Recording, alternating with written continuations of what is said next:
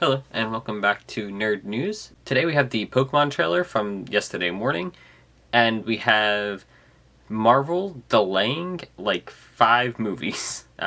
Let's get started. First up, we have the new Pokemon trailer for Iono,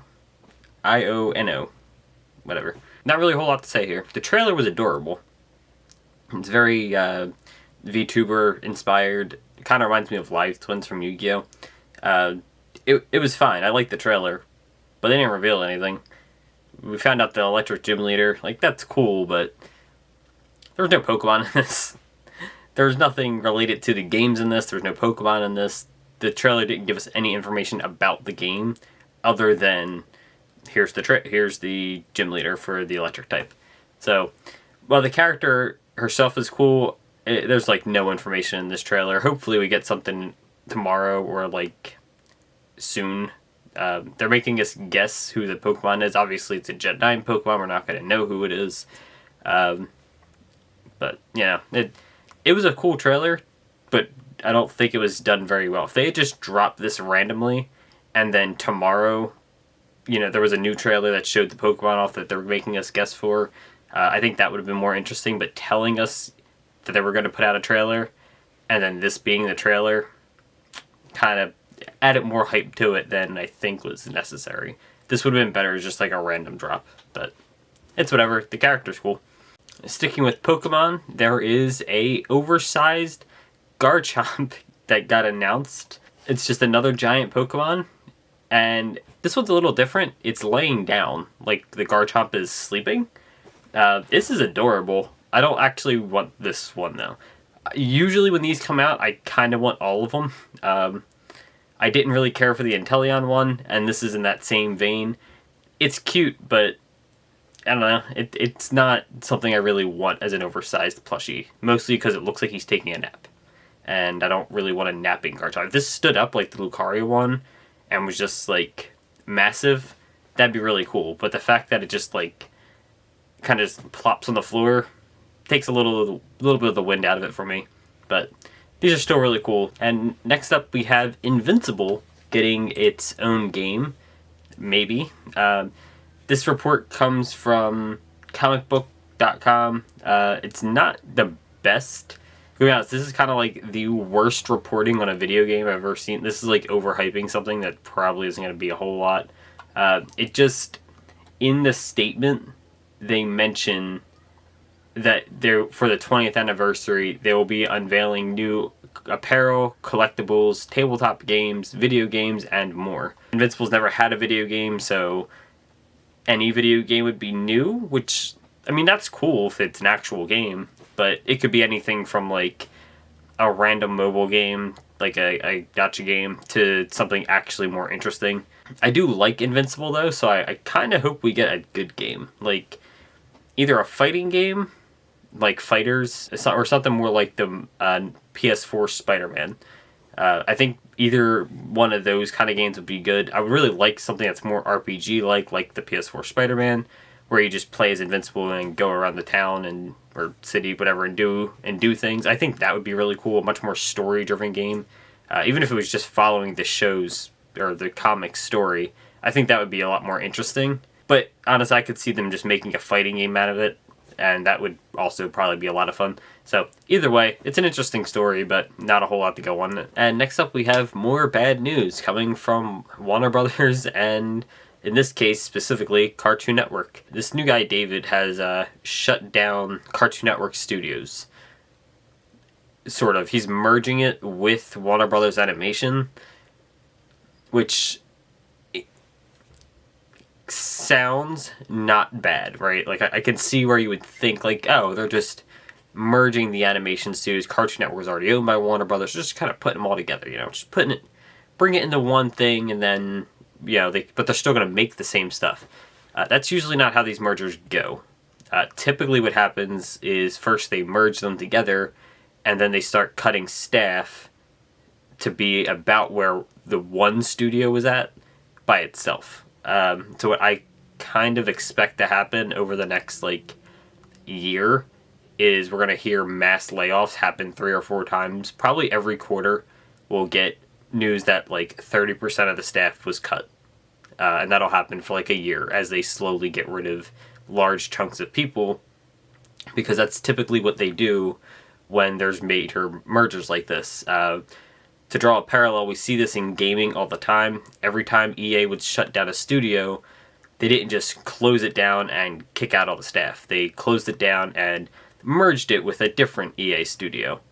And then a year or so goes by and you hear mass layoffs at this studio, because they, instead of just firing everyone at once and closing down a studio, which looks really bad, they merge it together. People think of the merger as not that big of a deal.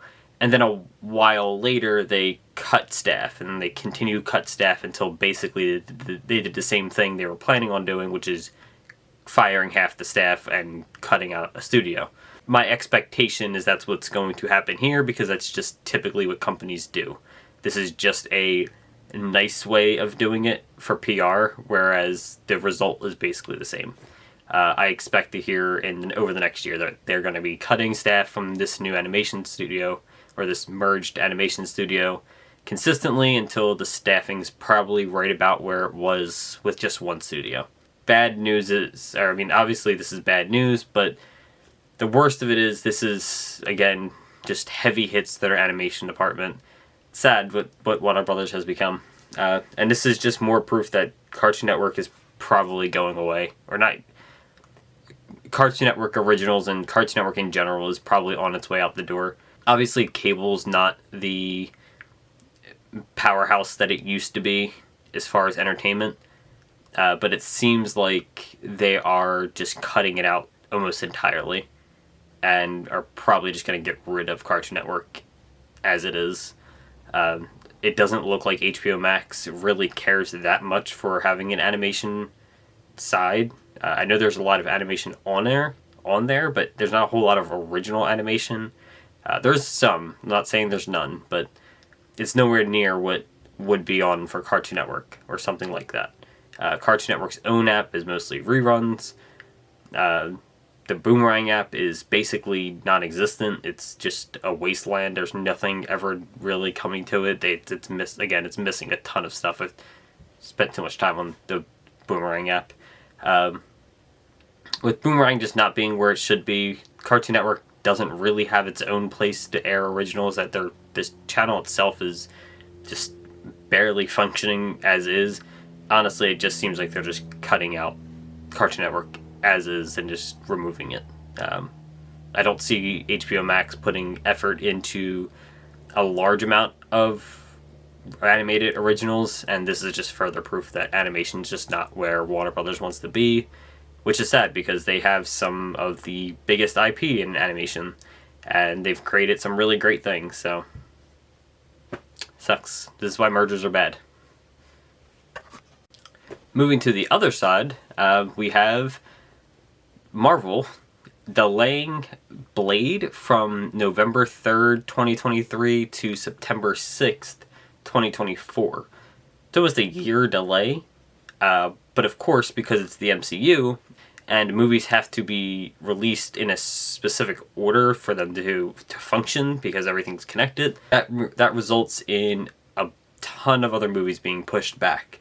Deadpool 3, which just had its release date announced like last week, has now been pushed from September 6th, 2024 to November 8th, 2024. So that one's only getting a couple months delay, not as big a deal, but Blade's obviously taking its original spot. So then they have Fantastic Four, which was November 8th, 2024, moving to February 14th, 2025. So that, again, is only a few months, but now that Deadpool has to take Fantastic Four's spot, that had to get pushed back.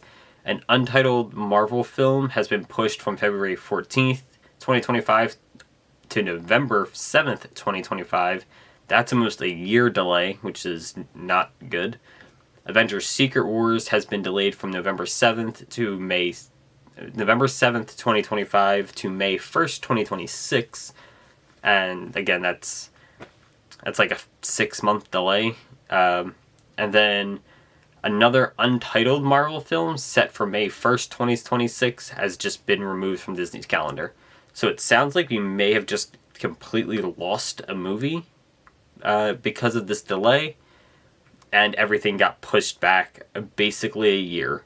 A couple of the movies are only being pushed a few months, but Secret Wars and another unnamed film have been pushed back several months, almost a year. So that really kind of sucks. But honestly, I'm not really concerned about the delays so much because the delays will still happen. That's fine. The Removed movie is what I'm more concerned with. It was an unnamed Marvel film. So it sounds like we might have just lost the movie. I mean, we won't actually know. They're not going to tell us if we lost that movie or if something else gets announced later and just appears. They're not going to tell us if that's the lost movie or whatever. So we don't really know. But at the time of recording, it sounds like a movie has just been removed from the slate, which is never good. You don't want to see movies lost. But also, Blade getting an entire year delay because the director has quit the movie is not a good sign for Blade. I've had questions about Blade joining the MCU since they announced Blade was going to be in the MCU, and I still have concerns for that. Nothing against Blade, but Blade's a much more adult and mature movie, or at least the movies were, and the MCU really strays away from that. So I just have a hard time believing they're going to find a good way to keep it adult and gory and still fit it into the more family-friendly MCU. And I feel like that's the concern that's causing all these delays. Because we talked about this before, like a week or two ago, that they were having trouble creating a story for the for Blade. Kevin Feige was apparently being stretched too thin, and that was the issue. But it sounds like they're trying to, at least in my opinion, it seems like they want to kind of keep Blade at that family-friendly level, and it's really hard to do with Blade. I have concerns for this movie, but I remain hopeful because, I mean, Blade's cool. I want to see Blade, but it's got to be good. That's always the main concern. I'd rather not have a Blade movie than have a bad Blade movie. So, we're hoping for the best, but a loss of director and being pushed back a year is not really a good sign. And next up we have some new Yu-Gi-Oh cards. This, in particular, we have some Sky Striker cards, which I believe this is from the Selection 5 again. We have Sky Striker Ace Shizuku alternate art, which looks really cool. We can see Ray and Rose inside of what appears to be Shizuku's like triangle-ish shaped hexagon look. I don't know what they're called, but anyway, it's hard to tell if this is Shizuku. If you didn't know it was Shizuku, I feel like it's a little hard to tell, but the art itself looks cool. I have questions about this being a Shizuku alter art instead of just a different card. This reminds me of Bigfoot getting an alter art which like just looked like the Yeti, and it's like, why not just make Danger Yeti instead of Danger Bigfoot and just looks like a Yeti? Like, I feel like it could have just that could have just been its own card. If you look at the Kagari art and alter art, it's still clearly Kagari. There's no real difference. It's very clearly Kagari. This just doesn't really, like, nothing on here says Shizuku to me, like, as far as the artwork goes. Obviously the name, type, attribute, all that stuff, but the actual artwork, nothing screams Shizuku to me, except, like, the blue and that it says 002. So, I don't know. The art looks cool, I just think it's a little weird as Shizuku alter art. We also got a new card, Red Arrows. Normal spell card, you can only activate one card with this card's name per turn. Target up to 2 face-up monsters in the extra monster zone. Banish them until the end phase. So it just banishes up to 2 monsters. So you can, if your opponent just has a monster in the extra monster zone, you can just banish it. That's really good. Like, that's cool removal. It is target it, but it's target up to. So you don't target 2, it's just up to. And it banishes to the end phase, so it's not like destroying them or anything like that. It just banishes them to the end phase. My question is, how come this doesn't have the bonus effect that all the other Sky Striker cards have? I mean, I guess it's not a Sky Striker card, it's Red Arrows. but I don't know. It's part of the archetype, right? So like, or not literally, but like it's obviously intended to be part of the archetype by artwork and what it is. So like, why didn't this get a bonus effect? I feel like this should have had a bonus effect. A bonus effect would have been cool. We also got some new Albez cards. We're just going to use a general term here of Albez cards because there's 3 of them. They're all Albez lore, but not necessarily related. Lidworm, the Hammer Dragon, level 8 Dark Wing Beast Fusion effect, 2500 attack, 2000 defense. Materials are Fallen of Albez and a Beast Warrior, or Wing Beast monster. You can only use the first and second effect of this card's name each once per turn. When a Fusion, Synchro, Exceed, or Link monster activates an effect, you can negate that activation. Then you can return 1 monster on the field to its owner's hand. So this is a extra deck monster, and it activates an effect. You can negate that activation and then return a card on the field to its owner's hand. That's really good. That's a negate with an upside. You can like negate and then bounce back one of your cards to reuse later, or negate and then compulse. It's a little conditional, but that's still really strong. That's a negate with an upside. That's good. During your opponent's turn, if this card is in your graveyard, quick effect, you can target 1 Fallen of Albez in your graveyard. Between that target and this card, special summon 1 and banish the other.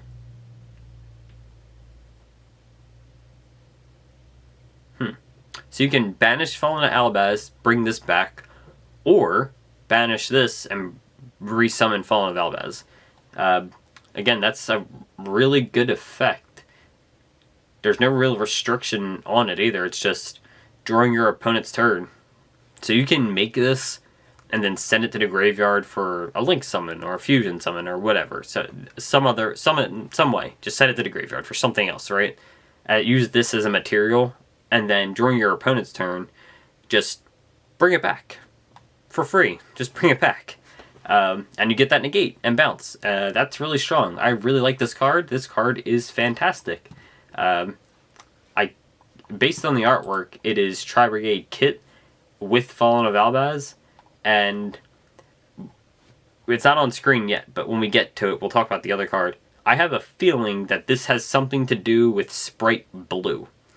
Not only does Kit kind of look like she has Sprite Blue's jacket on, but also the electric looks very similar to Sprite Blue. Obviously, Electric all kind of looks the same, but something about it reminds me of Sprite Blue.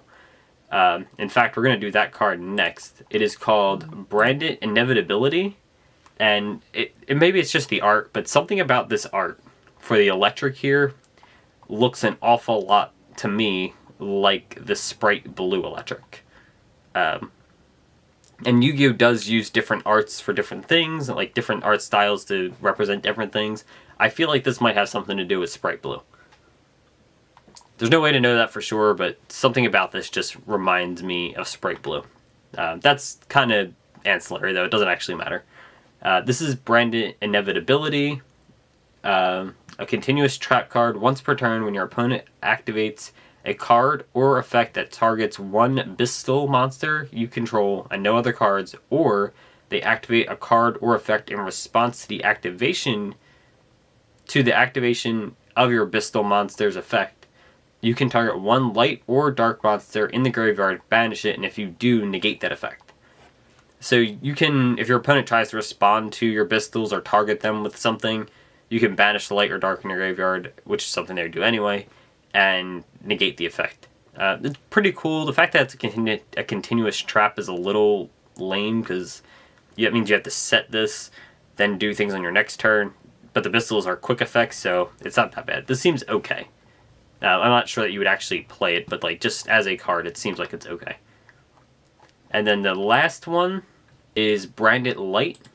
This looks pretty cool. It's Fallen Albez, and Ecclesia looks like she's dying. Looks pretty good. Some good art. Quick play spell card. You can only activate 1 card with this card's name per turn. Target 1 fusion monster on the field or in the graveyard. Return it to the extra deck. Then you can special summon 1 Fallen of Albez from your graveyard and 1 monster from your opponent's graveyard to their owner's field. So you get back your Fallen Albez, and then you just summon a monster to your opponent's field. And then Fallen Albaz is kind of like a super polymerization, so it fuses away what's on your opponent's field. So basically this is like activate Fallen Albaz's effect from grave. That's pretty much what it's saying. But again, this seems pretty good. This is cool. Honestly, the art's really what's got me excited here, because the art on all three of these cards is amazing. Albez Cards already had some pretty good art, but these all are really, really good.